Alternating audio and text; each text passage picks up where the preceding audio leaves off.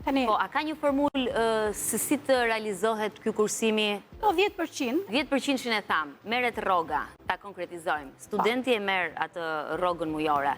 Duhet ta heqi një 5.000 lekësh veçmas edhe të menaxhohet më pas me pjesën e mbetur, apo duhet të realizojë të gjitha këto dhe çfarë tepron në fund? Disi do të ishte më mirë në fakt, se nëse do t'i mbante në llogari bankare, me një kartë mundi të rriqin çdo moment. Pra, për një blerje impulsive, do të ishte më mirë të hap një llogari kursimi, dhe sot bota digjitale na ka mundësuar me një klik pra nga telefoni ti transferojmë çdo muaj 5.000 lekë dhe 5.000 lekë ne nuk mund t'i tërheqim, ajo ne mund t'i tërheqim në çdo moment, në fakt, por është rruga që do të shkojmë nga shtëpia tek banka, po nga universiteti te banka, do të na duket aq e largët dhe për më tepër vonesat që duhet të shkojmë te banka për t'i tërhequr, do të bëjmë që ky 5.000 lekë muaj për muaj të mos tërhiqet. Kështu që kjo është një